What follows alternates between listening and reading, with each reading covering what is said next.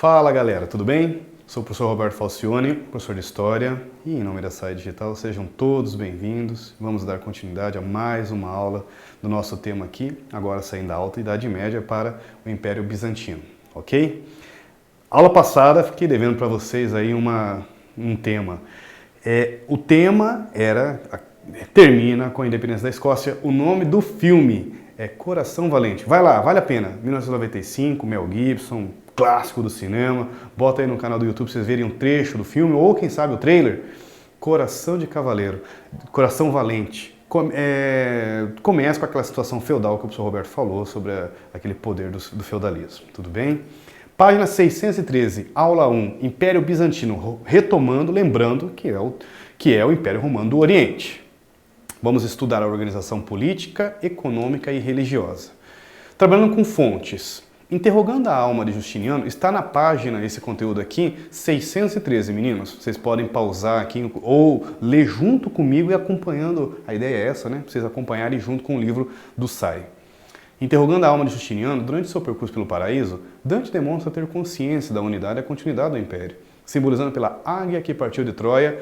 Vamos lembrar aqui da história de Enéas, como que os romanos gostavam de fazer essa ligação entre gregos, greco-românica, né? Essa ligação entre deuses e imortais, semideuses, tinha uma ligação até de valorizar o homem, que nós chamamos de antropocentrismo. Vale a pena só para vocês entenderem que futuramente vocês vão estudar comigo antropocentrismo e a sua dicotomia entre o teocentrismo no Renascimento, daqui a pouquinho.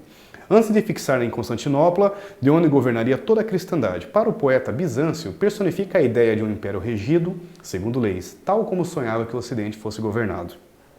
A imagem que isso sugere difere daquela encontrada em crônicas, documentos oficiais de chancelaria. Com efeito, os textos narrativos, que não interessam muito pelo velho Império Oriental, seus autores substituem de bom grado pela história da batalha a compreensão profunda de um mundo tornado estranho ao Ocidente.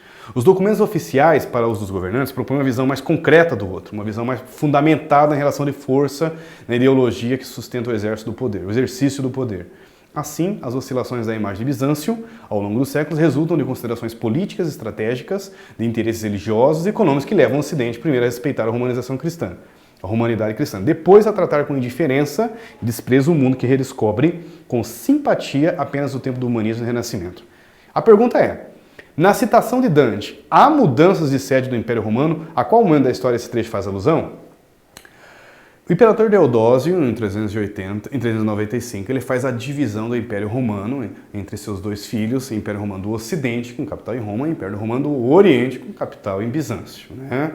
Em 330, um pouquinho antes, né, 50 anos antes ali, o imperador Constantino, eu lembro que vocês tiveram essa aula comigo e eu até comentei que ele teve uma visão de uma cruz. Ele está em situação de invasão bárbara e os cristãos passavam ainda por perseguições e ele fez uma espécie de um acordo, uma aliança com os cristãos. Paro de persegui-los. Édito de Milão, 313 até aconteceu antes. Paro de persegui-los, desde que vocês me ajudem, né? E com o exército, mandou inclusive colocar um símbolo da cruz nas armaduras dos guerreiros, dizendo que com aquela cruz ele iria derrotar os povos pagãos. Em 330, ainda com esses problemas de invasões, Constantino migrou a capital de Roma, que era a cidade de Roma, para a cidade que ele já era construída, mas ele acabou consolidando, fortalecendo ela com o seu nome, Constantinopla. Aí que vem o nome, tudo bem? Está aqui a resposta. O trecho faz alusão à transformação da cidade de Bizâncio em Nova Roma, pelo imperador Constantino, 330. O Império Bizantino, como foi posteriormente titulado, se considerava herdeiro das tradições culturais romanas, sendo também denominada Império Romano do Oriente. Aqui nessa imagem vocês têm a famosa construção da Hagia Sophia, que fica na capital, antiga Constantinopla, hoje é a capital da Turquia, em Istambul. Hoje é um museu, né? Ela foi construída para ser uma igreja cristã. Quando os turcos invadiram, ela passou a ser uma mesquita, né? Uma mesquita árabe, né? Os turcos são islâmicos e depois passa a ser uma espécie de um museu, apesar que ainda tem uma característica de mesquita atualmente. Quem visita é um dos pontos turísticos mais visitados na Turquia. A Hagia Sophia tem então essa característica cristã, que vocês veem essa cúpula no centro, redonda, que é uma construção românica, com esses minaretos, né, esses pontos altos, espécie de torres, que é uma característica islâmica. Então vocês têm então uma das maiores construções aqui do Império da parte oriental, um dos pontos turísticos muito visitado até hoje. Império Bizantino. Então é uma divisão territorial, maior controle, chamava-se Império Romano do Oriente, com sua capital na cidade de Constantinopla, o professor Roberto falou. Dentro desse governo tinha os basileus, né? Apesar disso, o profundo peso do direito era uma herança romana, se fez presente, a elaboração de códigos também no respeito a isso. O apogeu do Império Bizantino se deu no governo de Justiniano, 518 a 610. Organização política. A economia bizantina muito ligada ao comércio. Vamos ver se nós temos aqui algum ponto. Não temos. Vale a pena, procurem na internet um mapa de Constantinopla, um mapa ligando à Europa. Foque na Europa, você vai encontrar Constantinopla. É a última cidade, o último ponto territorial do continente europeu ligando ao Oriente Médio. Quem está na Europa e precisa passar por Oriente Médio, necessariamente, se tiver em caravana, se tiver em terrestre, em vias terrestres, tem que passar por Constantinopla. Então Constantinopla virou uma espécie de passagem entre o que era o Oriente Médio, né, com o lado ocidental. Então o poder comercial era impressionante. Apesar disso, além do poder comercial, você tem também a questão cultural. Então, muitos desses comerciantes árabes que iam até Constantinopla, essa ligação com o Oriente era muito forte dentro de Constantinopla, que inclusive vai desencadear o que nós chamamos aqui de movimento iconoclasta, ou a questão iconoclasta, o iconoclastismo, a questão do iconoclasta.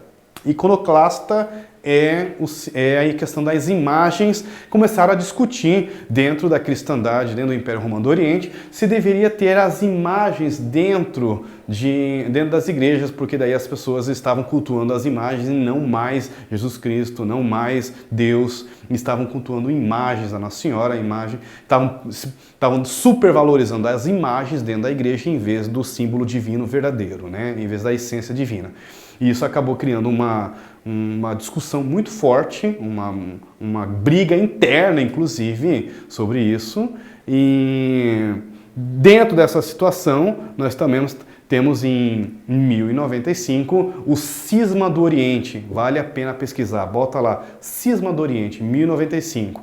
Além dessa questão das imagens, estava uma situação relacionada à política, onde seria a capital, a sede da cristandade, se seria nos reinos germânicos ou no Império Romano do Oriente, e também a questão filosófica, se deveriam usar filósofos gregos que estavam ligados ao Império Romano do Oriente ou filósofos romanos que estavam ligados aos reinos germânicos. Resultado disso, surgiram duas novas religiões. A Igreja Ortodoxa grega, que é de origem, que ficou no lado oriental do Império Bizantino, com o imperador bizantino sendo o chefe religioso, então a gente chama de cesaropapismo, daqui a pouquinho nós vamos colocar isso. E nos reinos germânicos, né, nesses reinos cristãos germânicos, surgiu o que nós chamamos de Igreja Católica Apostólica Romana. Então o nascimento da Igreja Católica é no ano de 1095, com o Cisma do Oriente. Só para vocês entenderem aí, vale a pena vocês darem uma pesquisada sobre isso. Cesaropapismo, o professor Roberto falou sobre isso, então ele tem um poder militar, um poder político e um poder religioso. O imperador acaba então unindo essas duas, fundindo com esses dois poderes, e se confunde muito porque o chefe político e o chefe religioso acaba se confundindo o que é público e o que é religião. Para a próxima aula, vou jogar uma brincadeira para vocês aqui, deem uma estudada, pausem esse vídeo, nessa aqui, deem uma lida e respondam para mim.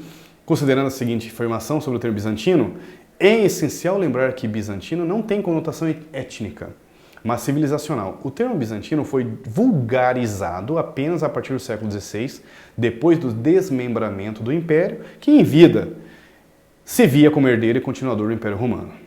Está aqui então o Império Bizantino, o nome do livro. Em que medida, a pergunta é, em que medida o Império Bizantino pode ser considerado herdeiro e continuador do Império Romano? Estabeleça as diferenças entre esses dois impérios entre os séculos V e VII. Quero agradecer essa oportunidade de estudo junto com vocês, desejar bons estudos em nome da SAE Digital e como a gente está brincando e dizendo bastante aí, com bastante aquela energia super positiva para todos vocês e bons estudos. Até a próxima. Valeu, obrigado pessoal.